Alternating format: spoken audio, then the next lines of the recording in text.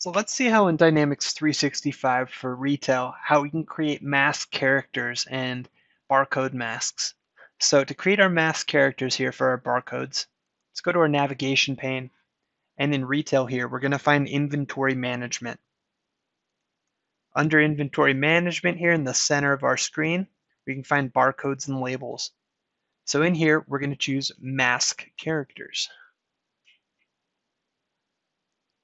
So we can see here the different mask characters here that we have in the system. So how it's going to work here is it's going to have a type. And so we can see like some of the types here are product or any number. We have one for sizes. And these each have different characters that are assigned to them. So they do have some sort of meaning with them too. So like with this I here, it's input for I. That's what it stands for here. And so this is going to represent anytime we have a product number, it's going to be represented by this I character, for example. And we could create a new one here. We can click new, and it's going to ask us to choose our product here. We could choose product or any of these other types here, such as quantity. And then we could then assign a character to it and give it a description. So the system already has all of these set up here for us out of the box. So there's not actually any new types I can add here, but it's a pretty simple process there to create a new one. So I'm going to delete this one I just started to create, so it's no longer there anymore. And so let's now see how we can set up the barcode masks then. So we're going to go back to our navigation pane again, and in barcodes and labels, we're going to go to barcode mask setup. On our barcode mask setup page here, we can see all of our barcode masks that are set up in the system. So I can look at any of these here. So like this color one here, for example, and we can see the mask ID that's been entered, its color. It gives us a description to tell us a bit more about it. So it says this is going to be our in-house color barcode. And it asks us to choose the type for this as well. So we could use any of these different types of values here.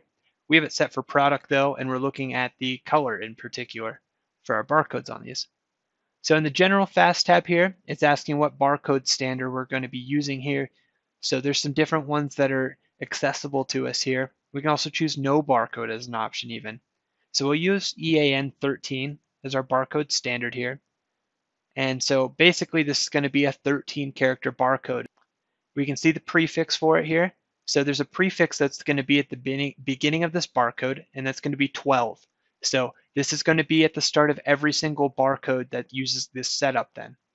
So with a prefix of 12 at the start here and a length of 13 then, that means that we have some other characters that we're going to have to fill out here. So in our barcode mask segment then, we can see the different segments that are going to make up our barcode mask here.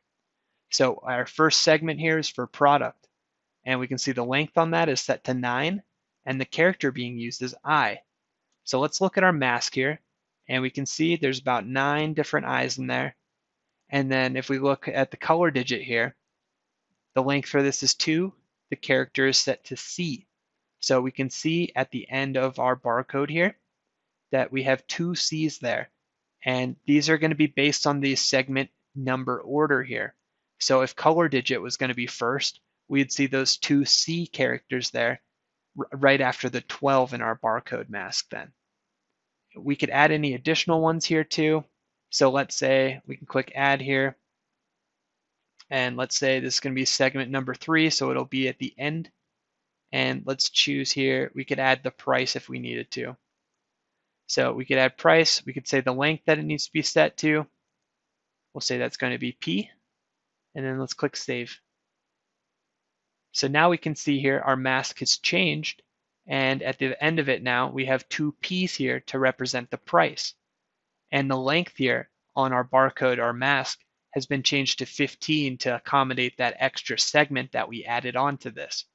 And I can remove this, and it tells us we're going to delete a record. We're okay with that. And so now our length goes back to that 13, and we can see our mask no longer has that PP on the end of it.